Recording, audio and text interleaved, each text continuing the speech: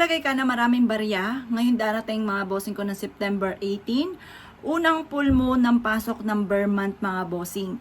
Upang sa ganoon, mas lumebel up ang swerte, lalo-lalo na ngayon darating na 2025 Year of the Snake mga bossing. At para mas maging masagana ang pamumuhay nyo ng ngayon darating na Kapaskuhan. Ngayon pa mga bossing ko, maglaan ka ng iba't ibang barya mga bossing ko na may gold, silver, rose gold. At yan po ay ahatak ng swerte, lalo na sa pera. Ang gagawin nyo lamang po ay ganito. Ito pa mga bossing ko, yung ating clear na baso. Lalagyan nyo siya ng barya. Madaming barya, kung gusto nyo punuin nyo po siya, okay din po yun. At pagkatapos mga bossing ko, kumuha ka ng kapranggot na asin, maglagay kayo dito, tapos maglagay ka ng dahon ng laurel. Ngayon pa mga bossing ko, ang gagawin nyo lamang, maglagay ka lang ganyan. Tapos, i-wish nyo po dito na simula ngayon ay maraming pera na ang darating sa akin, hindi na ako maubusan ng pera, siksikliglig at umaapaw na namin pera ang darating sa akin. Magkakaroon ako ng masaganang pamumuhay at hindi na ako mauubusan pa ng pera. Makakabayad na ako sa akin mga pagkakautang, mananalo ko sa loto, kasi na madalas na gusto ng iba, lalo na mga mananaya. I-wish po dito ang lahat ng gusto po ninyo, lalo na sa pera. Kasi barya po yan, ang barya, yan po ay humahatak ng swerte, lalo na sa pera. Pabibilisin yan ang takbo ng magandang kapalaran.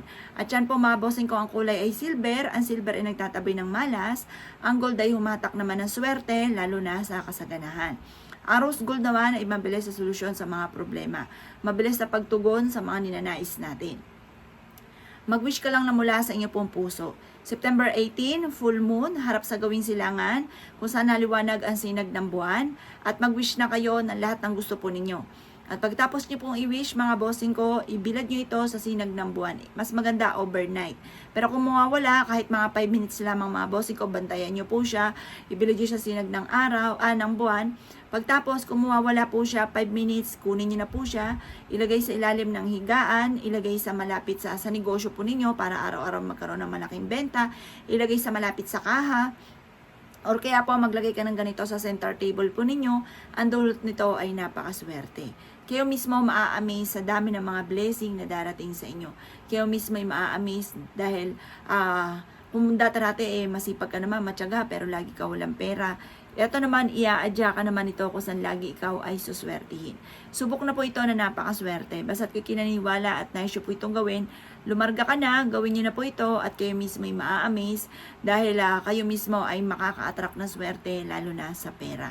At kung lagi kami namalas, ito naman iaadya ka kung saan lagi kayo suswertihin. Basta positive ka lang palagi mga bossing. Kahit ano mga pagsubok yan, kaya po yan, malalampasan po yan. Or kaya kung may mga darating na pagsubok, may tataboy ka agad po yan. At yan po ay malalampasan ko ano man po yan. Or kaya hindi ka na mamalasin pa. Kung kinaniwala at gagawin nyo to, gawin nyo na po ito ngayong September 18 na full moon. At kayo mismo ay maa-amaze sa dami ng mga blessing, sa dami ng mga pera na darating sa inyo at dami ng swerte. Good luck po sa inyo kung ikay gagawa mga bossing. At positive lamang, laging ugalin ang pagsasabi ng mga salitain ng mga magaganda, kalimutan ng mga pangit na salitain. Good luck po!